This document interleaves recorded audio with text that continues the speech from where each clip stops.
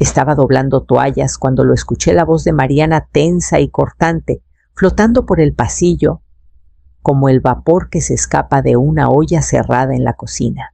Acababa de emparejar calcetines, con la cadera aún rígida por la cirugía de hace 2 meses, cuando ella soltó: come, duerme, se da baños largos como si estuviera en un spa. No voy a seguir manteniendo a una señora que no hace nada. La toalla se me resbaló de las manos. La respuesta de Esteban llegó rápida, despreocupada.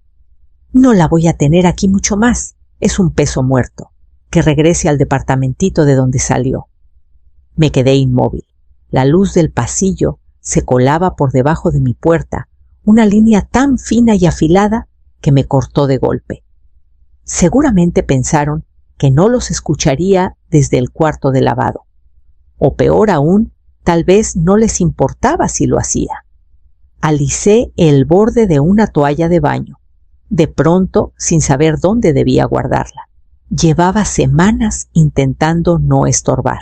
Me mantenía en mi cuarto, ofrecí pagar los mandados, me apartaba cuando Mariana tenía su club de lectura o Esteban hacía sus llamadas de trabajo. Creí que estaba siendo considerada, invisible incluso. Por lo visto, eso no bastaba.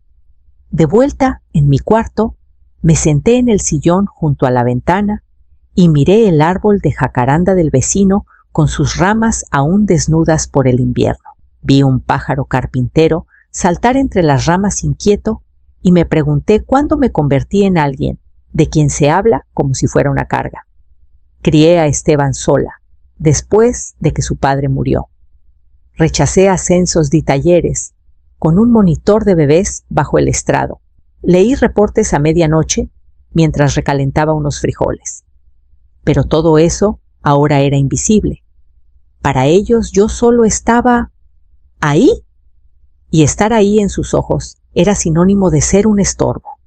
Me froté la cadera sintiendo el dolor que aún persistía bajo la piel. No era débil, no era floja, solo callada, y a los callados es fácil ignorarlos hasta que deciden dejar de serlo. A la mañana siguiente, Esteban estaba en la isla de la cocina con su laptop abierta, café en mano, ensayando un discurso con palabras que yo misma le enseñé a decir. El almacén estaba cerrado con candado. Un candado de latón colgaba del pequeño gancho que Mariana había atornillado en la puerta del gabinete, brillando bajo el sol de la mañana. A su lado, un letrero plastificado en letras grandes: acceso al almacén, solo para los miembros de la casa.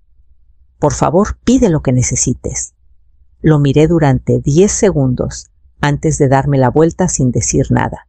Esa noche, Mariana y Esteban recibían invitados colegas al parecer. Mariana correteaba por la cocina preparando tablas de quesos y carnes frías, mientras Esteban se miraba al espejo, ajustándose el cuello de la camisa, practicando presentaciones. Yo estaba en una esquina del comedor, doblando mantas de sofá. Cuando sonó el primer golpe en la puerta, Mariana me miró y sonrió con cierta tensión.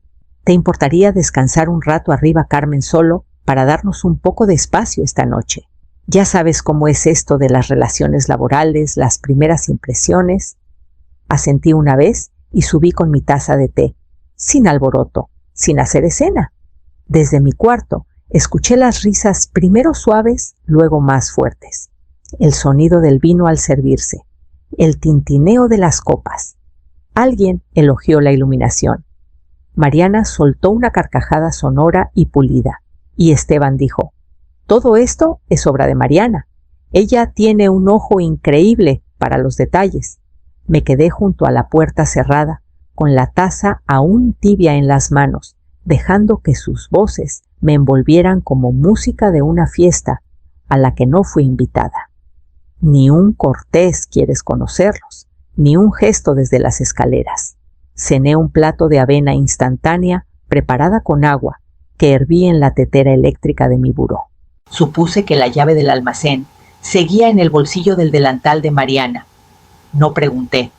A la mañana siguiente, Esteban ya estaba levantado, paseándose por la cocina en pantalones de vestir y camisa a medio abrochar recitando puntos clave: sinergia trimestral, control narrativo, percepción de los socios, impulso ético. No sabía que yo había escrito esas frases, no para él, sino para hombres de traje, mucho antes de que él tuviera uno.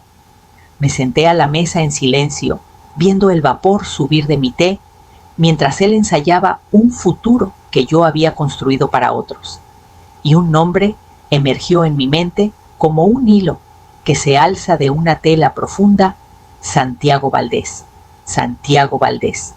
Habían pasado años desde que pronuncié su nombre en voz alta, pero las sílabas aún llevaban un peso en mi pecho. Apenas tenía 30 años cuando nuestros caminos se cruzaron demasiado confiado, ansioso por escalar, pero descuidado con las personas. Recuerdo claramente la primera sesión, él recostado en la silla como si ya lo supiera todo, y yo entregándole un espejo en forma de preguntas que no pudo responder. Durante el año siguiente lo vi cambiar. Empezó a escuchar, no solo a oír, sino a escuchar de verdad. Tomaba notas, hacía mejores preguntas, aprendió dónde terminaba la ambición y comenzaba el liderazgo. Cuando la Junta lo ascendió a vicepresidente senior, me envió una nota escrita con pluma estilográfica. Me enseñaste a construir con las personas, no sobre ellas. Se convirtió en uno de los buenos. Y nunca lo olvidó. Durante años, incluso después de mi retiro, me enviaba un ramo de tulipanes cada abril con una tarjeta sencilla: sigo construyendo. Sigo agradecido. Una vez los sequé prensados entre las páginas de mis viejos cuadernos. Todavía están en el cajón de mi buró, bajo notas de conferencias y recibos amarillentos de años en los que apenas sobrevivía. No había hablado con él en persona desde hacía tiempo, no desde su ascenso a director de Valdés Tech, pero seguía el crecimiento de la empresa desde lejos, reconociendo la influencia lenta pero constante de lo que construimos en sus estrategias. Todavía usaba la frase valor sobre velocidad, y yo sonreía cada vez que la veía en comunicados de prensa. Ahora Esteban trabajaba para él. Usaba mis palabras para subir su propia escalera. Y en algún lugar por encima de él estaba Santiago Valdés, el hombre al que ayudé a convertirse en un líder con columna vertebral. Dejé mi taza en el fregadero con suavidad, como si la decisión pudiera romper la cerámica. Luego subí, abrí mi laptop y escribí 6 palabras tranquilas en el asunto de un correo. ¿Un café esta semana si estás libre? La respuesta llegó en 20 minutos. Siempre. Hablemos. ¿Mi oficina o la tuya? Hay un dolor extraño en ser recordada de forma equivocada. No olvidada exactamente, sino simplificada, reducida a algo más fácil de descartar. No creo que Esteban me viera con claridad, ni siquiera de pequeño. Yo era la mujer que le preparaba lonches, asistía a sus obras escolares, lo inscribía en campamentos mientras terminaba reportes para clientes a las 2 de la mañana. Él pensaba que solo trabajaba desde casa, sin saber que esas videollamadas nocturnas eran con hombres de trajes caros que manejaban millones. Cuando tenía 15 años, lo dijo de pasada hojeando un folleto universitario. No tienes una carrera de verdad, Ma. No como los trabajos reales. Recuerdo haberme detenido con el trapo de cocina aún húmedo en la mano y pensar, lo cree de verdad. Pero no lo corregí. Me reí y seguí adelante. Ese fue mi error. Supuse que el tiempo le enseñaría, que la adultez le quitaría las capas y revelaría lo que había hecho no por alabanza, sino por comprensión. Pero ahora, casi 2 décadas después, seguía siendo la figura doblada en un rincón, lavando tazas, evitando fiestas, comiendo avena con agua hervida. Y ahora había un candado en el almacén. A la hora de la comida, Mariana pasó junto a mí, con una agenda en la mano, y dijo sin mirarme: «Solo avísanos si necesitas algo de los gabinetes». Sonreí. Claro. Esa noche, Me senté en el escritorio de mi cuarto hojeando una carpeta negra llena de notas fotocopiadas de mis sesiones de coaching. Ahí estaban mis palabras subrayadas en rojo notas de la revisión del segundo trimestre de Santiago en 2004. La confianza se gana en rincones silenciosos, no en salas de juntas. Esteban usó esa frase en un video de la empresa el mes pasado. Recibió aplausos. Pasé el dedo por el borde de la página y recordé lo que mi esposo solía decir antes de morir. El poder no siempre ruge, Carmen. A veces solo espera. Y en ese momento dejé de esperar. Imprimí el resumen de la carpeta, cerré la tapa con cuidado y lo puse junto a mi bolsa para la reunión del día siguiente. Santiago no había cambiado mucho. Mayor claro, líneas más profundas alrededor de los ojos, el cabello completamente plateado. Pero la agudeza en su mirada seguía ahí. Se levantó para saludarme cuando entré al café con los brazos abiertos, cálido y familiar. Carmen Morales, dijo sonriendo. El secreto mejor guardado de Guadalajara. Nos dimos un abrazo breve. Me señaló una mesa en la esquina que ya había reservado con una tetera, esperando entre 2 tazas vacías. Hablamos de cosas ligeras al principio, el clima, viejos colegas, la reciente reestructuración de su junta. Lo dejé liderar. Siempre necesitaba unos minutos para sentarse antes de entrar en temas serios. Después de servir el té, y cuando el ruido a nuestro alrededor se suavizó, saqué una carpeta de mi bolsa y la deslicé sobre la mesa. Levantó una ceja.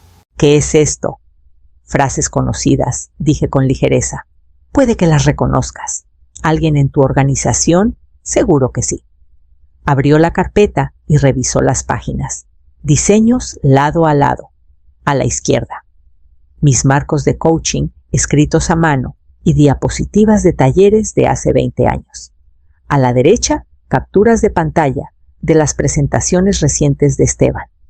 Puntos casi idénticos. Frases copiadas palabra por palabra. Hasta los diagramas. Santiago exhaló lentamente. Vaya. ¿Es tu vicepresidente de estrategia, verdad?, pregunté. Así es. También es mi hijo, añadí. Pero no vine aquí como madre. Me miró a los ojos. Lo sé. Tomé un sorbo de té. Vine como la persona que te enseñó la diferencia entre usar la influencia y robar una voz. Santiago se recostó con el ceño fruncido. ¿Y qué quieres? Nada. Solo que recuerdes que los valores de tu empresa no surgieron de la nada. Se construyeron. Y ahora mismo, uno de los tuyos los está erosionando. Cerró la carpeta con cuidado, como si pudiera quemar. Déjame investigar esto. En silencio, asentí. Claro. Hablamos 10 minutos más, pero el tono había cambiado. Cuando nos levantamos para irnos, él sostenía la carpeta con ambas manos. Conocía ese agarre significaba acción. Esa noche regresé a casa y puse la tetera al fuego como si nada hubiera pasado. Arriba Esteban ensayaba en voz alta de nuevo, con una voz llena de una convicción que no le pertenecía. Los cambios llegaron de forma sutil, como un cambio en el viento antes de la tormenta. 2 días después de mi reunión con Santiago, Esteban empezó a recibir notificaciones de calendario vagas, revisión de alineación interna y sesión de retroalimentación multifuncional. Las descartó diciendo que la empresa estaba apretando procedimientos. Revolví mi té y asentí. Mientras tanto, Mariana se volvió más cortante. Dejó un folleto en mi buró titulado Comunidades para adultos mayores. Opciones para una vida activa. No dije nada. Empezó a mencionar espacio y límites con más frecuencia normalmente, mientras acomodaba cojines o ajustaba cortinas que nadie tocaba. Una noche la escuché hablando por teléfono con su hermana. Estamos pensando en verano. Eso le da tiempo para adaptarse poco a poco, como si me estuvieran dando de baja. El almacén seguía con candado. Aprendí a planear alrededor avena instantánea, sopa de lata, galletas que guardaba en una bolsa bajo mi cama. No me quejé. El silencio se había convertido en mi herramienta más afilada. Arriba, Esteban paseaba cada noche con su laptop abierta y audífonos puestos, murmurando frases como visión escalable e integridad en movimiento. Podría haber escrito todo su discurso. De hecho, probablemente lo hice hace 10 años, en una carpeta de entrenamiento que él nunca supo que estaba citando. Pero ahora, alguien más escuchaba. Recursos Humanos había comenzado a hacer llamadas hablando con su equipo. Evaluaciones rutinarias de liderazgo decían: yo sabía más. Había ayudado a diseñar esas evaluaciones en otra vida. Esteban no lo notó. Estaba demasiado ocupado preparándose para una reunión previa con la junta. Una mañana, antes de salir, tocó a mi puerta con la corbata ligeramente torcida. Día importante, dijo. Si esto sale bien, Santiago podría aprobar mi propuesta. Reestructuración interdepartamental. Sonreí suavemente. Suena importante. Dudó. Tú trabajaste con ejecutivos, ¿verdad? ¿Algún consejo de última hora? Hice una pausa de 1 segundo. Asegúrate de entender el origen de lo que dices. No son solo palabras, es peso. ¿No lo entendió? No realmente. Me dio un beso en la mejilla, confiado. Esto lo tengo dominado. Después de que se fue, entré a mi cuarto, abrí mi cajón y puse mi viejo contrato de coaching en el escritorio. El original con la firma de Santiago en tinta. Redacté la queja 2 veces. La imprimí, la destruí, la escribí de nuevo. No porque dudara de los hechos. Cada frase que Esteban usó, cada diseño de diapositiva, que copió cada palabra de moda, que tomó de mis viejos marcos, lo tenía todo documentado. Lo que me detenía era el título en la parte superior de la página: solicitud de revisión, ética formal, apropiación intelectual indebida. Era mi hijo, pero también era un profesional, y los profesionales son responsables de lo que presentan, especialmente cuando lo hacen desde un escenario construido por alguien más. Al final no envié el correo. Hice algo más antiguo, más callado. Compilé un paquete. No era acusatorio, solo claro. Mis materiales originales fechados, firmados algunos, incluso con notas a mano en los márgenes junto a los resultados recientes de Esteban. Lado a lado, imposible de negar. Lo puse todo en un sobre de Manila. Al final, incluí una nota: para Santiago somos lo que toleramos. CM. Esa tarde, caminé hacia la oficina de Valdez Tech, no por la entrada principal, sino por la puerta lateral que usaban los consultores de la junta. Pasillos conocidos, rostros familiares. Entregué el sobre a la asistente de Santiago con un simple asentimiento.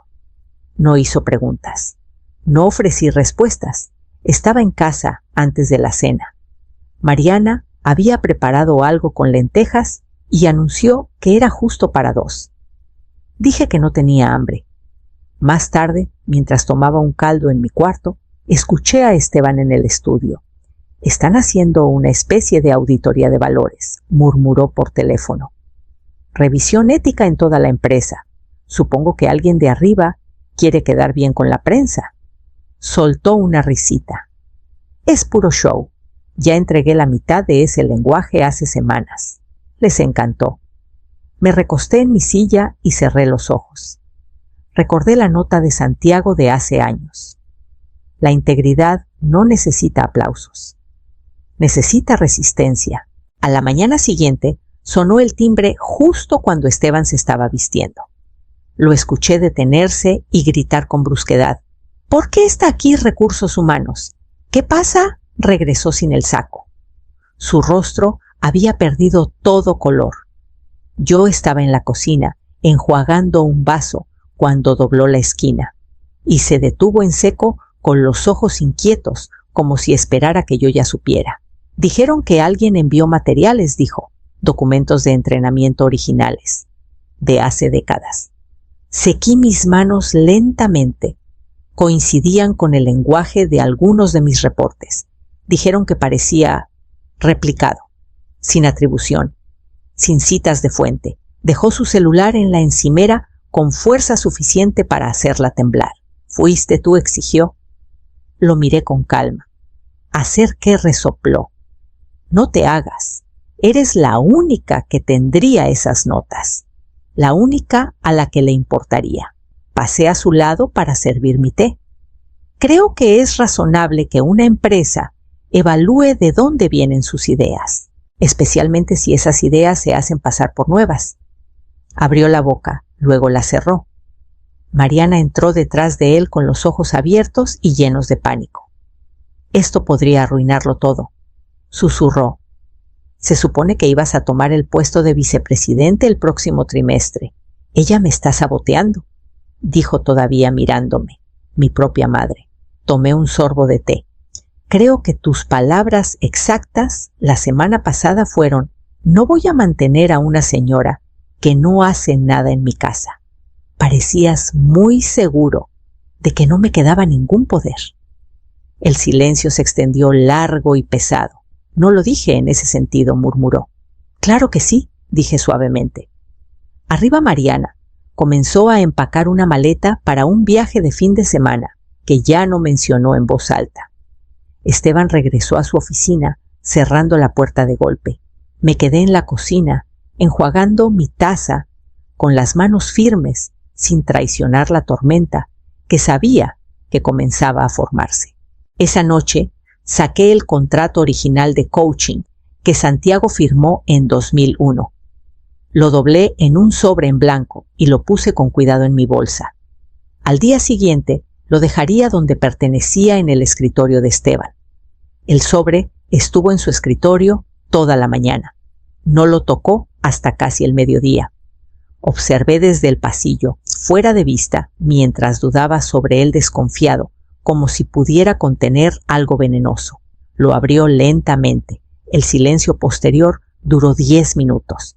Dentro estaba mi contrato original de coaching con Santiago Valdés, fechado el 12 de agosto de 2001. La firma era clara, audaz, escrita con tinta que nunca se desvaneció.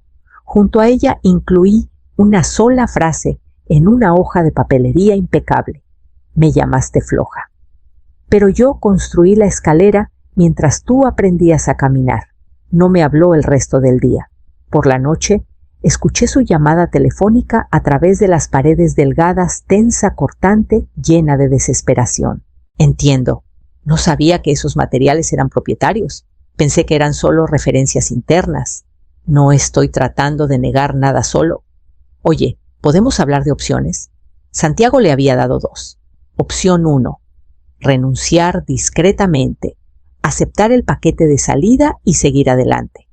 Opción 2. Enfrentar una investigación completa de la Junta, que su expediente fuera señalado por conducta intelectual indebida y arriesgarse a ser descalificado para futuros roles corporativos. Nunca me dijo cuál eligió, pero vi la maleta en el pasillo a la mañana siguiente. Mariana estaba llorando en la cocina. No se despidió. No me regodeé. No sonreí. Solo doblé mi ropa, puse mi taza de té con cuidado en su caja y cerré mi maleta. Esteban estaba en su oficina con la cabeza entre las manos. Al pasar me detuve en la puerta. «No fue tu ego lo que te arruinó», dije. «Fue lo que decidiste construir sobre él». No levantó la vista. Afuera, el cielo estaba claro y brillante. Caminé 2 calles hasta el servicio de transporte que había arreglado. El conductor me ayudó con mi equipaje. Le di una dirección que ni Esteban ni Mariana habían visto nunca. Una casa sencilla en Polanco, pagada hace años, con un trabajo que nunca supieron que hice. Dentro colgué mi abrigo, desempaqué mi lata de té y abrí la carta que me esperaba en la entrada. El sobre era de Santiago, de color crema pesado, con el sello en relieve de su empresa. Dentro había una nota escrita a mano y un borrador de un comunicado de prensa. «Hemos lanzado la beca de Integridad Morales», decía la carta, un programa de liderazgo para jóvenes profesionales que priorizan la ética sobre el ego. Pensé que el nombre era apropiado. Gracias siempre. Me quedé con la carta un buen rato, no por sorpresa, sino por algo más profundo, tal vez vindicación o paz. Mi nombre, una vez borrado detrás de títulos y eslóganes, ahora anclaba algo permanente. Puse la carta junto a la foto enmarcada de mí y Santiago en nuestro último taller, ambos más jóvenes orgullosos, sin saber hasta dónde llegarían las ondas. Mi nuevo departamento era silencioso pero no vacío. No había almacenes con candado ni susurros en los pasillos. Solo mi respiración, mis libros y mi nombre restaurado donde siempre perteneció. Esteban nunca llamó. Mariana envió un correo breve sobre el reenvío de correspondencia. Respondí con la dirección necesaria y nada más. Se habían mudado a alguna parte de la costa, escuché. Él había tomado un puesto en una firma mediana con menos escrutinio, su reputación intacta apenas.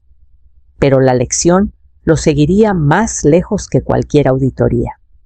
Ese fin de semana ordené papeles viejos y encontré una foto guardada en un archivo de hace años.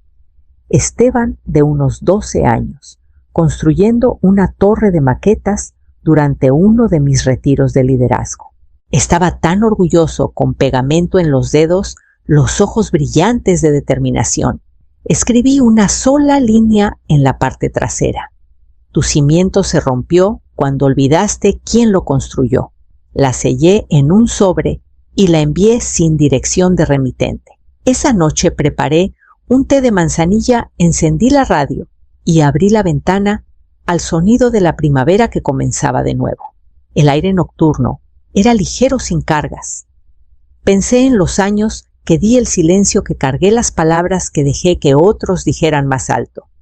Y pensé en cómo el poder, cuando se sostiene con suavidad, aún puede mover montañas.